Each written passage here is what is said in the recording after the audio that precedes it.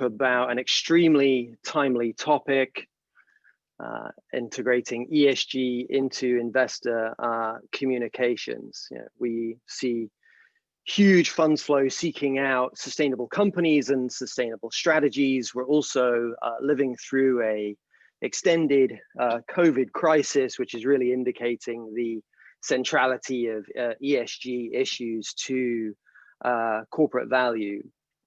Really excited to field this panel today. As you can see, we have a good part of the disclosure ecosystem represented.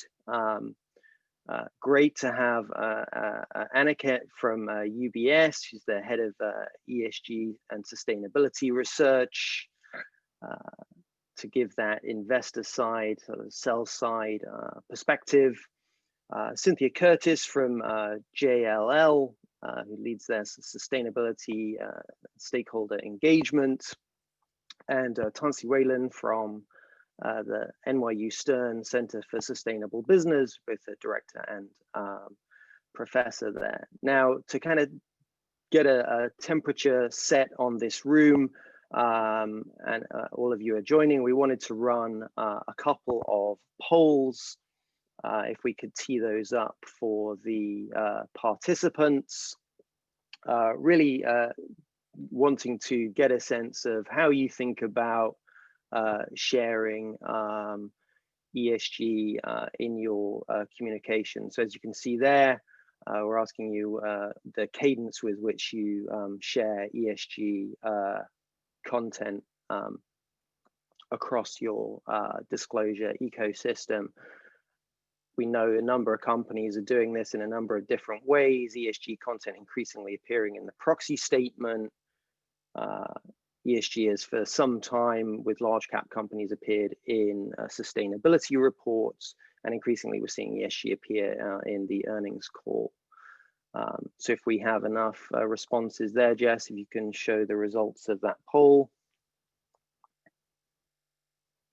Yeah, annually, and I think that really fits expectations.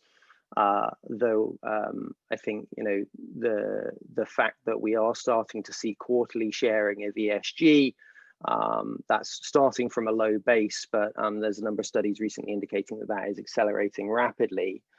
And then a key element is, you know, the financial impact of ESG and how do you talk about that? In many ways, there's been a kind of separate discourse in disclosure around ESG, where ESG has kind of been siloed, a separate conversation conducted around sustainability, and then there's been the more conventional discourse around financial impact. So how are companies kind of pulling that together?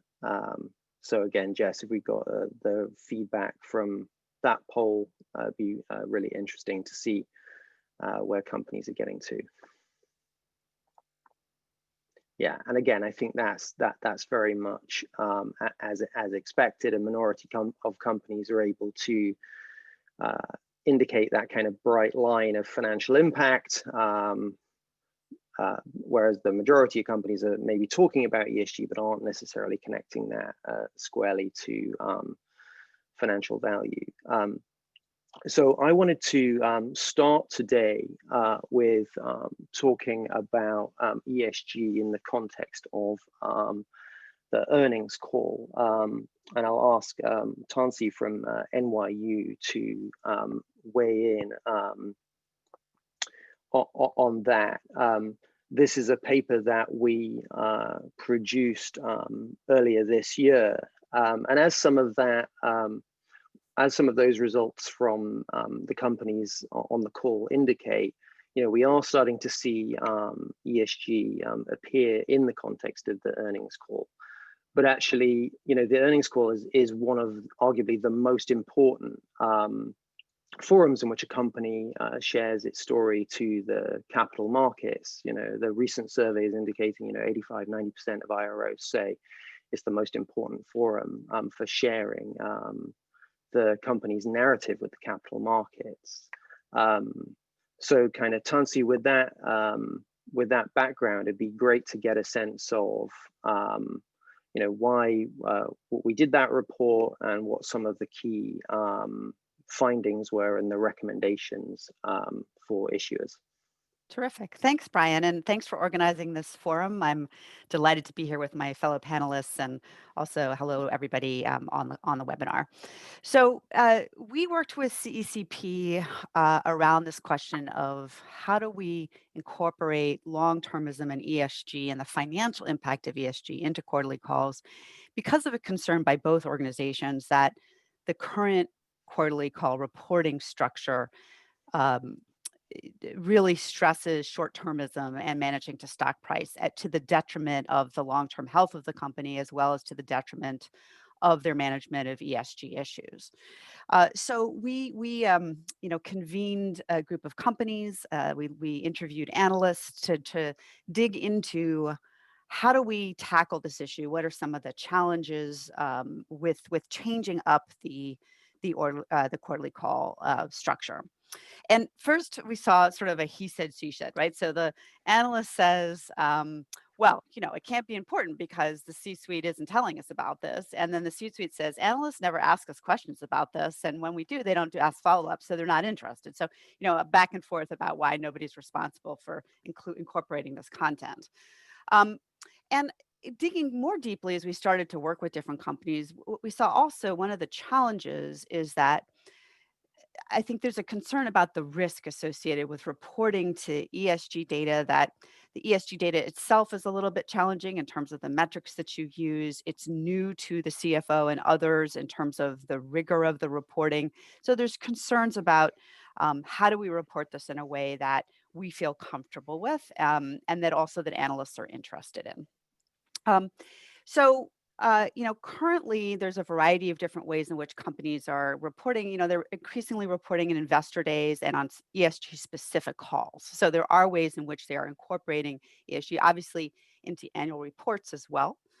But the quarterly calls really still generally don't have much in them around ESG or around their long-term plan and providing that context for what decisions they're making, so that analysts support a more long-term ESG kind of integrated approach. So what we did was looked at, how do we create a template and a set of recommendations for companies so that they can begin to take a lead in integrating ESG into their quarterly communications. And JLL, Cynthia Curtis, who we'll hear from later, it was one of the companies, and she'll talk a bit about, what they've done with this template and how they've developed their reporting. So first off, I think what we identified is that you can integrate the ESG content sequentially. In other words, you can begin to test it out with investor days, with ESG calls, but then begin to really create a context for people. So you want to think about sort of a cadence of reporting, right? So once a year, you would have your long-term strategy context, as well as kind of your overall ESG as embedded in your business strategy, not as an add-on. And then over the course of the year, you can report on your ESG metrics as tied to your business strategy, but not just like I reduced carbon emissions by X, but because of my climate commitments, I now have created a whole new product or service that is bringing in X amount of money, or I've improved my processes. So I've got avoided costs from energy savings, et cetera, so that you build in the financial implications of your strategy. Might be on, today we're seeing a lot of concern about the S in terms of employee relations. So again, here's what we're doing around retention and support of our employees, and here's the financial impact of that, reduced turnover costs, et cetera, right? Priming the analyst is another key element, really important to do, and engage them in these conversations, have the CEO really take this on and engage with them. And then finally, because I know I've got to move on, but finally, kind of within the company, in terms of how to really prepare this information, you want to have a cross-divisional groups. So IR should be working with sustainability. You probably want to have a committee of all the key operational units in the company working together on what are these key metrics. You probably want a board committee that's going to have oversight. Definitely want CFO engagement from the start, because that often is an area where the CFO is generally not as involved in sustainability as some of the other players. And you want to look at the financial impacts of what you're doing. So happy to discuss further, but that is a quick sum of the work we did with Brian and his team. No, that's a great overview. Thanks, Tansy. Yeah, and to just build on the back of that, what we're certainly not asking companies to do is to kind of convert their earnings call into an ESG call. And what we're not asking for companies to do is to kind of share siloed ESG information, because essentially all that is doing is reflecting that kind of parallel narratives that we've had for sort of 5, 10, 20 years or so, just in the context of the earnings call. It is about integrating content. And we also sort of don't want to disturb the existing flow or frankly upset the existing audience of the earnings call. This was certainly one of the concerns we heard, which is that call bandwidth, which is limited at the best of times, can be certainly consumed with potentially boilerplate ESG information. So, having regard for the call and really sharing information efficiently. I just wanted to highlight kind of a couple of trends that we've seen, which really kind of speak to the value of our paper, ESG in the earnings call. So we have seen a really substantial increase in companies talking about ESG on their earnings call. I mean, in fact, that poll that we ran earlier on today is I think indicative of that. And we're seeing more companies disclosing ESG on the earnings call, and then they are disclosing more ESG information in the context of the earnings call. So more companies saying more about that topic.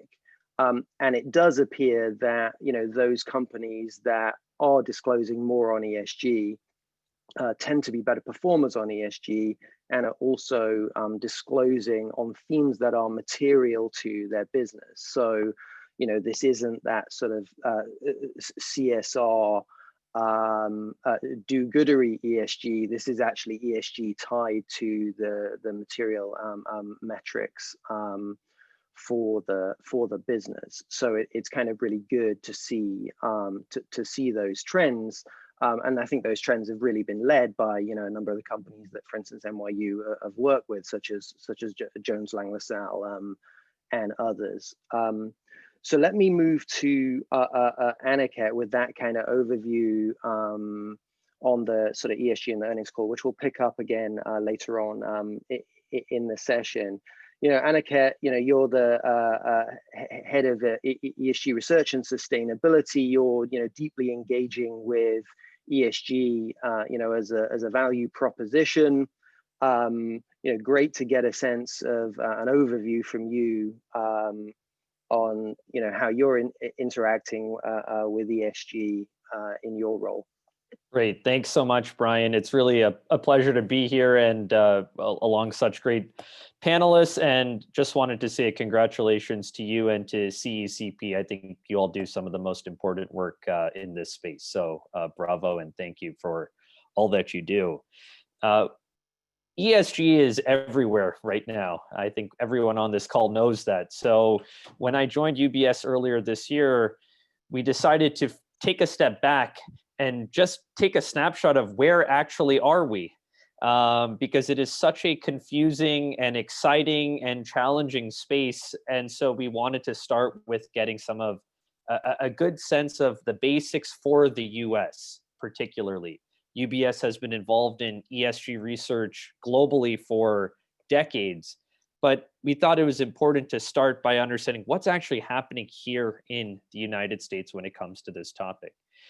And basically, our work and our thinking was published in a primer this summer, answering three specific questions. How big is the market? What's driving the market? And where do we go next? So number one, on how big is this market? Well, that's a definitional question. How do you define what it means to be an ESG investor?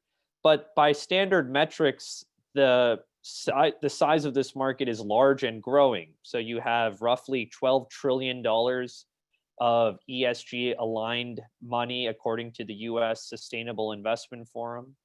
You have over $90 trillion, according to the PRI, of which over a quarter is US based investors. And you're seeing, in terms of quantum of growth, the largest growth being that of investors here in the US.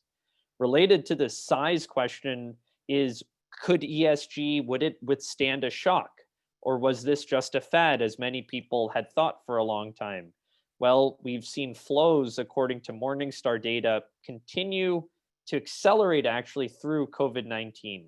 So we're seeing data that this isn't actually a passing fad, but in fact is actually taken strong hold within finance, the financial community and the allocator community. The second question is, what's driving this? So why are we actually having all these conversations around ESG? We thought it was important to put out a framework. And our 5 pillars of analysis are the following. Number 1 is public policy. Although it is true we have international public policy around climate in the Paris Climate Agreement and the SDGs, here in the United States, we're seeing a lot of exciting trends at the state and local level. So 30 states, for example, in the US have some type of renewable energy portfolio standard. You see on the data privacy question, major economies like that of California are actually moving much more towards a quote unquote European model around data and data privacy than what meets the eye perhaps from a federal level. Our second pillar was corporate behavior. The whole discussion around stakeholder versus shareholder capitalism, that is quite significant. Whether it moves us in the right direction or not from an ESG perspective, who knows? But a statement from the BRT, the Business Roundtable last summer, that was a strong demarcation from earlier comments. Similarly, the Business Roundtable supporting a carbon price earlier this summer. Third is consumer preference. We know that consumers want sustainability. We are 78%, consumption is 78% of the US economy. That will drive corporate decision making. Fourth is around technology. The real driver of a lot of progress in ESG is technological change, undoubtedly. And we're seeing that accelerate, whether it's in agriculture, energy, consumer staples, et cetera. And finally, materiality. We are quite excited actually about what the credit rating agencies are doing in this space, because if the credit rating agencies say ESG matters for financial materiality, well, you know, it may actually just matter. So that's the answer to our second question of what actually is supporting this. Where do we go? Where does this all mean for the future? And I know we're going to get into that, but my one sentence thesis is that the conversation is moving from the why and the what to the how. How do you actually, as an investor, integrate ESG analysis into your capital allocation process? There's a lot more focus on that question today than 5 years ago. 5 years ago is, should I even be looking at this, or should I just ignore the ESG people who are knocking on my door and telling me I should care? There's enough proof points now, and we'll go into this later, that ESG issues drive financial flows, they help drive valuations, they help change cost of capital. And so the investor now, and we have this privileged job of talking to investors all around the world constantly, is really that very detailed questions. What should I focus on? How should I focus on it? And we have some ideas around that, of course, lots of people do. But the good news is that that is a shift in the discussion. And I think that's where ESG will be unpacked even more. So there are lots of different topics in there, whether it's policy, financial flows, valuations, and so on, which we'll get to. But I think the one sentence thesis around ESG in the US is that it's growing, it has real structural drivers, and the question is now not the what and the why, but it's really how do I do this from an investment perspective? That's a great overview. Thanks, Annika. And I mean, from my perspective, it's absolutely fascinating to see just how much progress ESG has made, kind of absent major federal policy encouragement. You know, it has really been, you know, private ordering, market-based solutions, you know, lots of good and rigorous data from the academic community, and now increasingly from sell-side research houses and others, which have really underlaid the progress absent that kind of regulatory push, which we're seeing in other jurisdictions. So it's actually a kind of remarkable story about innovation and you know, the vibrancy of our capital markets, I think, in many ways. So I want to turn this to a kind of a panel discussion, make sure we get everyone's views. And I want to turn now to our issuer. Delighted to have Cynthia from JLL with us.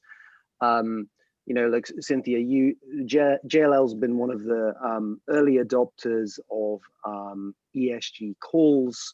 I know you worked very closely with the team, with Tansi's team at NYU, in terms of thinking about embedding more ESG content into your investor communications.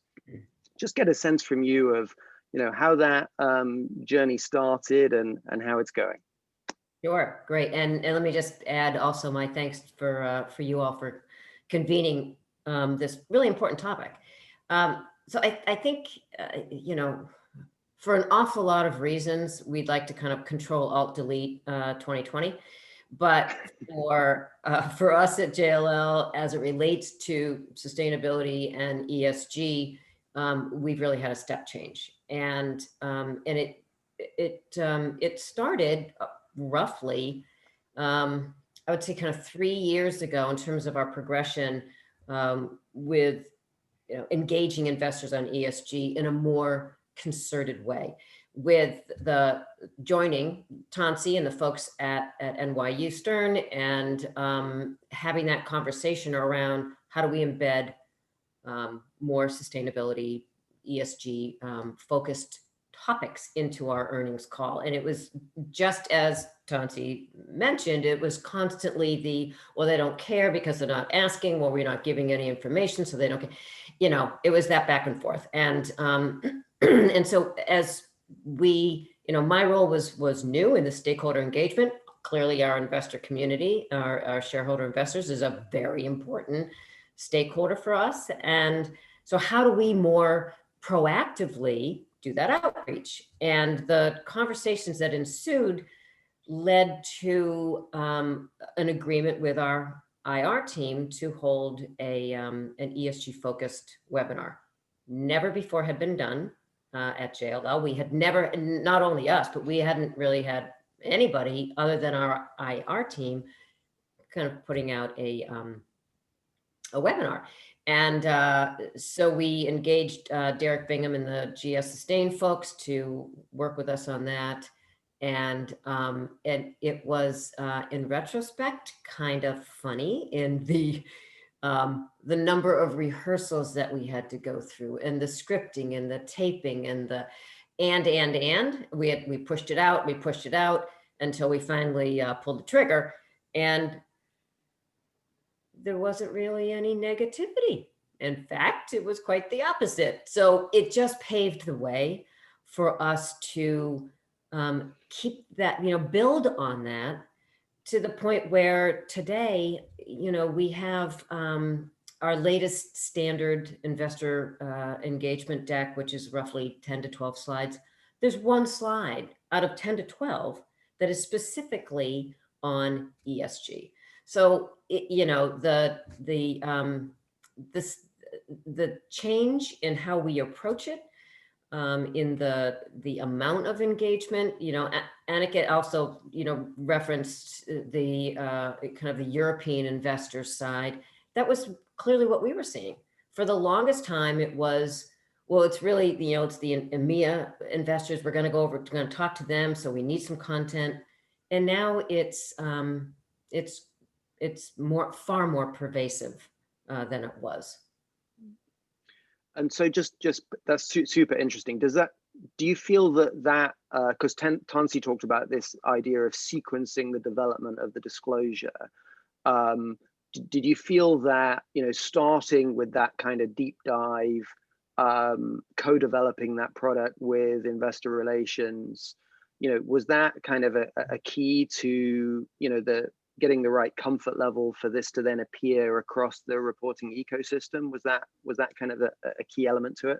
Yeah, I think it certainly helped, and we're very much partners now, and I think Tomlinson mentioned this too. You really do need to have your IR team working with your sustainability team, and if you're a sustainability person and you haven't reached out, you should, and vice versa, because there's great synergy there. And it again used to be, I would be kind of like knocking on the door, hey guys, and earnings calls coming, can we have this bullet or that bullet in, and how about, and it's gone from that to them coming to me, hey Cynthia, what do you have, what should we be talking about, to they don't even ask me anymore. We just kind of, it's a normal process of, we feed information and we've got questions, we have the dialogue. But it absolutely, it's all about relationships anyway. And it was very much about solidifying that relationship and the recognition that it's a growing area of importance to our investors. We've got a good story to tell. We've made some significant strides. It's meaningful for our business. It's meaningful for our clients. And so, it's just now becoming a regular order. Yeah, we've really seen that key element of internal collaboration across those functions: corporate sustainability and investor relations. The investor relations that holds the key relationship with the capital markets, but sustainability that actually has vast amounts of data that the capital markets actually need and are requesting, and really kind of doing that mind share on what's important, what can we disclose, what's the right materiality standard to apply.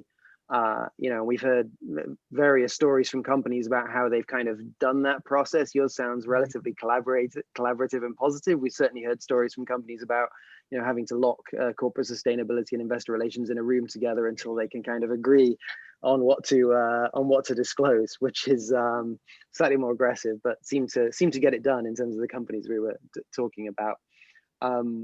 So Tansi, I wanted to move on to the point about ESG and the connection to financial return. To pick up on Cynthia's comments, that we are getting that press from investors who essentially adopt the thesis that ESG is a core element of financial value. ESG issues underlie earnings, and companies need to sort of talk about that relationship. You've got some great research on that in your return on sustainable investment. It'd be great to get an overview of that. Absolutely, Brian. Thank you. And just as an aside, but related, one of the challenges that companies have, and you've both alluded to this, is all the different metrics that they could be reporting to and what people are asking to, and they've got to report to 5 different questionnaires or more. And so on, and this relates to what I'm going to talk about with a return on sustainability investment. But really important for companies not to think of this as a disclosure exercise, but as a business strategy exercise. And when you have sustainability and ESG core to your business strategy, then your metrics, your KPIs come from that. They're material, and those are the ones that you're going to report on. And you can tell the disclosure, the sort of all the reporting. This is why we're focusing on these sets of metrics for the investors and for everybody else. And so you don't end up with this challenge of, well, what do we report to? Because we're just thinking about it as a check the box kind of things. And that relates to what we've been doing around the return on sustainability investment. So there's a lot of studies out there that demonstrate the correlation between good ESG performance and good financial performance, stock price, operational performance, risk mitigation, et cetera. But there's no causality, and there's no causality because when you talk with companies, even those that have really invested in sustainability, for the most part, they're not tracking the returns on their sustainability investment in any kind of meaningful way. They're looking at things like, returns on energy savings, but they're not looking at intangibles like employee retention or risk, or monetizing the risk avoidance, or monetizing the innovation and opportunity, et cetera. So we've developed the return on sustainability investment methodology that identifies 9 mediating factors that drive financial performance when you embed sustainability, such as innovation and risk mitigation and operational efficiency. And we've been testing it with a variety of different industries, ranging from automotive with GM, pharma with Merck, utilities with Canadian Power and National Grid, apparel companies such as Eileen Fisher and Reformation, food companies such as Mars, Cargill, McCormick, et cetera. And what we're finding is that the sort of sustainability strategy and targets are set over here, and the actual impacts financially are across the whole organization, in HR, in operations, et cetera. And so there isn't really a way to currently to track those financial benefits of the change practices and then tie them back to the sustainability strategy and targets. But it's relatively easy to do once you have the tool. So we found, for example, with the automotive sector, one practice associated with waste reduction strategies is to recycle paint and solvent. When you recycle paint and solvent, you no longer buy the virgin stuff, you no longer have the waste disposal costs, and you're actually selling the recycled stuff because you have extra. The total waste reduction benefits to one company was $285 million, right, on an annual basis. Working with an apparel company who had begun, for climate change reasons, to shift out of their mix of more air carrier to shipping and trucking. And they started to see a reduction in cost there. But this year, during 2020, their costs went up again. And we looked at it with them, and it was because the air freight was tripled due to COVID. So because they had already started to get out of that, they were actually far less risk in terms of their overall costs than other companies that had to deal with that sudden shock. And then a final example I'll give you is more on the social side. So we worked with REI to look at they're a very purpose-oriented, sustainable core business, right? And so they had good questionnaires to look at how much that matters to their employees, and it's clear selling point for them as a company. And we were able with them to evaluate the total financial benefit of their doubling down on purpose and sustainability, and found that they were it was beneficial to them of about $34 million per year, or about 5% of payroll. So pretty significant in terms of reduced or increased retention and increased productivity. So that's a bit about the ROSI work. That's terrific content. Really helpful to get that overview. And have you seen how companies are then seeking to kind of capture and disclose that information? How are they starting to sort of parcel that up? So currently, because this is so new and so few companies are doing it, and actually, very interestingly, Brian, in the last year, companies are starting to ask us to do this with them because of investors, right? So prior, it was more about their own internal sort of return on investment, but now they're explicitly saying, well, we want to talk to our investors about this. So I think they're typically bringing it up in a separate call or structure than in the quarterly calls right now, right. Where they're doing briefings of ESG or long-term investors around the benefits of this. I would like to see over time that this really become a set of financial KPIs that align with or integrate with the ESG KPIs so that you can report on those. And I think increasingly investors will demand it. Right now, investors are saying, I want ESG, I want financial. They're not talking about the two together, but they're going to, because as more and more investments are made in things like carbon transitions, we need to know kind of what the returns are. And sometimes, you'll be losing money, and that's okay, but you'll want to know what are the strategic implications for both corporates and investors around those investments. Right. And as with many things, it feels like there's kind of a maturity curve here, right? So sustainability and ESG engagement kind of begins in a quite basic kind of cost avoidance place, right? Are there simple initiatives we can take to make our water use more efficient if that's a material issue, to reduce emissions intensity if that's a material issue, and so on. And those are basic features where actually you can relatively easily point to a cash saving. Now, where this then goes is into a sustainability strategy as competitive differentiator, right? Because those core cost avoidance issues are just sound business. Anyone can do them. You don't have to be an ESG expert to do them. Then turning your sustainability story into a source of competitive differentiation, I think, is the real challenge. And I think you've sort of identified a number of companies who are starting to really wrestle with that. And then I think there's, the maturity curve of the way that disclosure goes, which is, as to pick up again on some of Cynthia's points, you start by doing this in this sort of ESG deep dive call, but then there are areas of those disclosures that you may want to pick out and pull into, for instance, your earnings call over time, and sequence those appropriately as metrics are available, as it matches the IR strategy for that quarter, over the course of your disclosures over the course of the year. Annika, it'd be remiss of me to talk about ESG and the bottom line and not get your view. It'd be great to get a sense of how you're thinking about that at UBS. We've started to see very, very early stages, some of the analyst community starting to include ESG as part of the kind of explanatory background for upgrade and downgrade decisions. Very, very early days on that, but a couple of analysts starting to do that. We think that's probably going to become a lot more common, but just get a sense of where you're at and how you're thinking about it in terms of valuation. Yeah, look, it's undeniable that ESG analysis is going to be integrated within how sell-side analysts work. I mean, it's already happening. Many analysts would say that they've already been looking at these things. Now it's going to be more explicit because the tools are better, the frameworks are better, and the evidence is better. So I think that is all positive.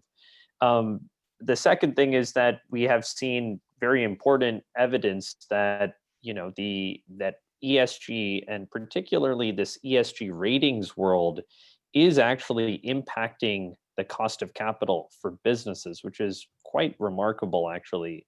We hosted a conference recently, or we sponsored one called the Global Research Alliance for Sustainable Finance and Investment, which is really a wonderful sort of young scholars who are working in this space. And there's more and more academic evidence, and I would say consensus might be too strong, but that number one, the higher the ESG rating, in quotes, each company has its own rating, but the higher that is, the more financial flows that go into those products, either at the company level or at the fund level.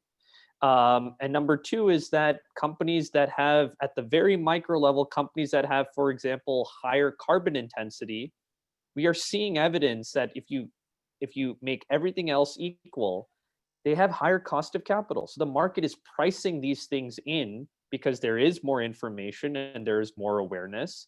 And also, I think there's a growing sense that these things matter for the long-term performance of businesses. Now, what you were getting at about this question of valuation and whether there's a bubble, which I always find quite an interesting question, because on the one hand, for those of us, like the four of us who've been working on this for a long time, we would say, bubble? No, we're just getting started. I mean, look, it took a lot of time to get people to care about these things. The great work that you, Brian, that Cynthia, that Tansi, that many of you in the audience do, this is now just getting started, right? And so to say that there's a bubble when a topic is really just hitting the limelight, I think is a little, it's a little strong. For example, I think if anything, what we're seeing is that markets have more information. We're providing it. It's not perfect. It's as we've talked about today, it's not standardized, but there's more. And market participants are saying, wow, okay, that's interesting. I'm actually going to adjust portfolios accordingly. And I'll just end this comment by saying that none of this is to gloss over the real challenges of standardization and conformity. But we have a different view about this, which is that, there's a strong push. I mean, we've all been going to these conferences for a long time, right? There's a strong push. If we had one standard set of data requirements, then everything would be solved and blah, blah, blah. I'm sorry, that's just not the way the world works, right? Like someone could have said the same thing about economics. If only all economists looked at the same data, we would have the same view about how economies grow or what the forecast is.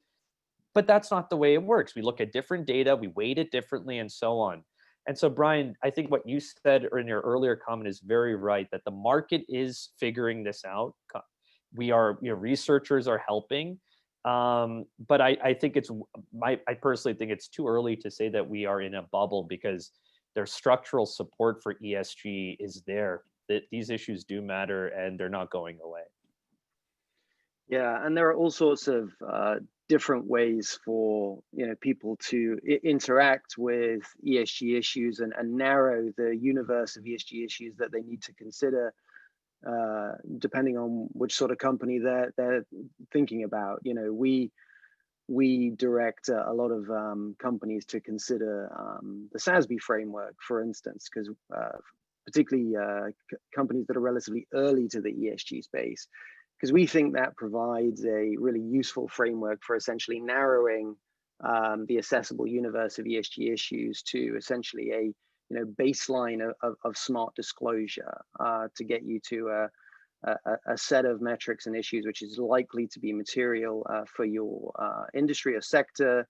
And then you can vary how you talk about that for the idiosyncrasies of your business model.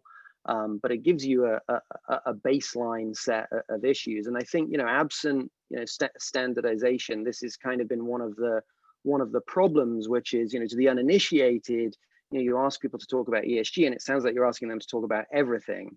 And it's like, no, we're not asking you to talk about everything. We're actually asking you to talk about a relatively precise, narrow set of indicators and themes that are more likely to be material for your industry than another.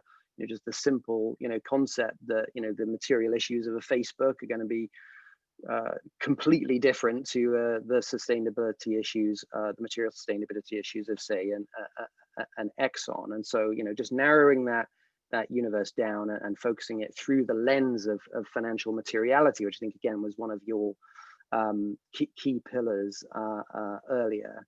And I wanted to actually just bring back in as Cynthia on that point, because we were talking about in the context of how you started to build more ESG content into your investor communications.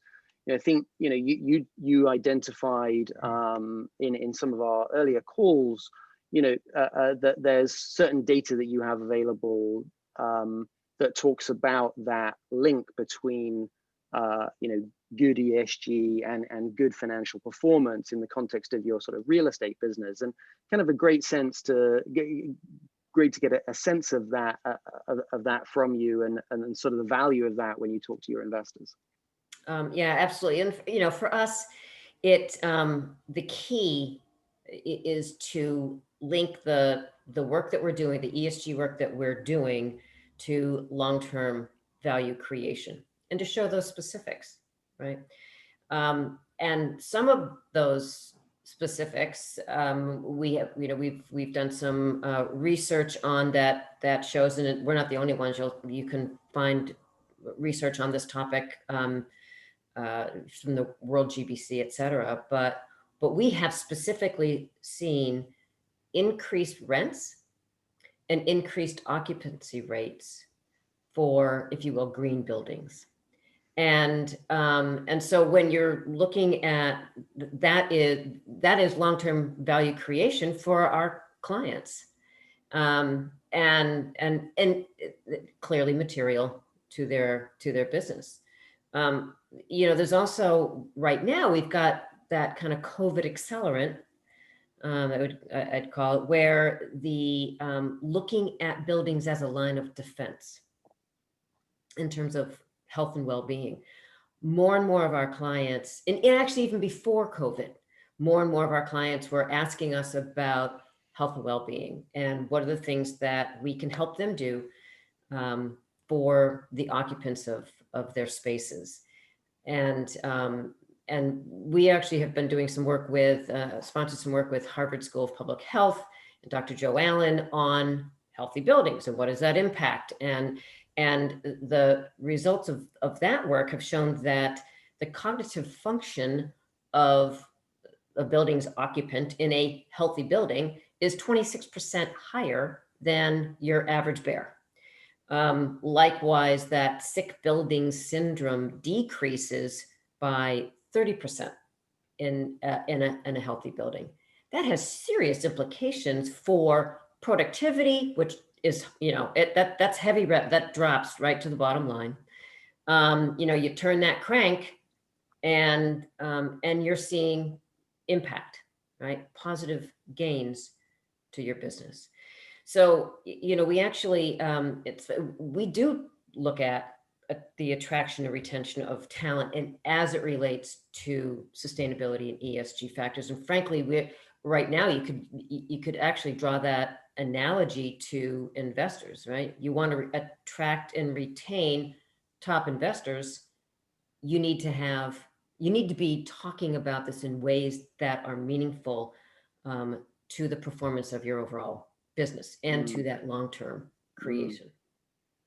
Yeah, and that's terrific. And it really also speaks to the issue of time horizon over which ESG can have financial impacts. Because you've identified, so higher rents, we can bank that today, but then actually worker productivity, you may need to look at that over a 3-year time horizon to fully account for the impacts of that. You see, I think this is one of the things about ESG that often, because we've talked about it as arising over sort of the medium to long term, there's been a kind of concern given the short-term nature of our capital markets that it's harder to address, where actually, as we can see, they're delivering positive performance in the short term. Also, negative ESG performance can certainly crystallize in the short term. I mean, classic examples of that would be, say, BP, Deepwater Horizon, where ESG informed investors were very aware of health and safety issues in BP's approaches, underweighted the company, and therefore avoided significant value loss because they could see these issues coming and crystallized in huge value loss over the short term. But then also taking that longer term time horizon to understand how these issues play out. And to me, human capital is just a classic example of that, right? Yes, if you're going to invest in your workers, pay them better, give them better benefits, that may look expensive and problematic for earnings over the short term, but actually you're going to weigh those impacts in terms of business performance over a much longer time horizon. And that's going to arguably create more resilient businesses that may produce better customer service and so on across a range of financial and non-financial metrics. It's just taking a sort of more nuanced sense of value. So that's great stuff. Thank you, Cynthia. And so, Annika, as we've got a sort of 10 minutes or so, we were going to talk a little bit about financial regulation and how that plays out in terms of your work on ESG. You got some more commentary that you want to share on that? Yeah, look, it is quite interesting to see how regulators are approaching this topic differently around the world, right? So you have the monetary policy world with the Network for Greening the Financial System, the NGFS, which is this group of most of the world's leading central banks thinking through how do they start putting in climate risk and climate policy into prudential, sort of macro prudential and monetary policy, which could have massive implications actually for the movement of capital. But I would say that more direct to, I think, the participants of this call, will be what's coming out of Europe, the European Commission, and the taxonomy and the regulation around sustainable finance. And what some would argue is the divergence between that and the US, and what we are hearing from at least Washington around ESG and ESG investing from the Department of Labor.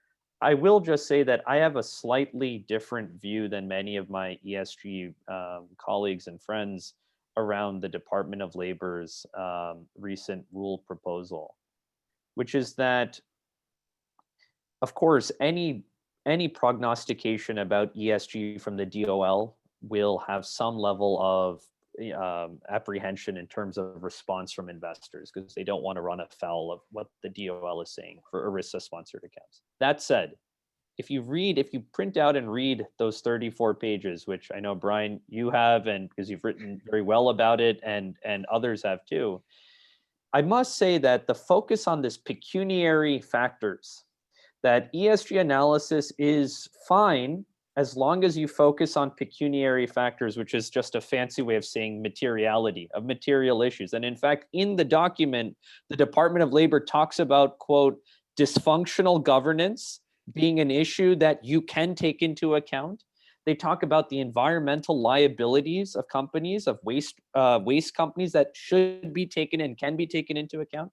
So if you take out some of the politics and all of that around that, and you say that even in arguably what some think is an anti-ESG rule proposal, and there've been hundreds, thousands of responses from all the asset management firms, the fact that they have said it is okay to look at the material issues, and they called out what people like us have been working on for years, I think is a sign that we have actually broken through, that we have broken through that material, non-financial, but material issues in the ESG domain can and should be analyzed deeply and priced into market. So perhaps it's the optimist in me, but I look at that document and it actually scares me less, and I think it should scare the investor community less than perhaps the initial gut reaction. And we've written about this a little bit at UBS. I have to say, which is awesome news, and I share that optimism. It drives me crazy when people refer to, and I get it, but refer to ESG as non-financial.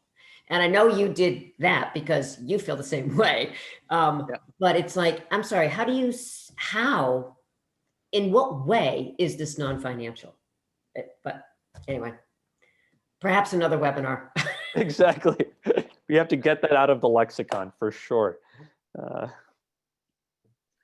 Yeah, no, it's super interesting. I mean, we've been nervous, I think, about the type of guidance that you were going to get out of the Department of Labor.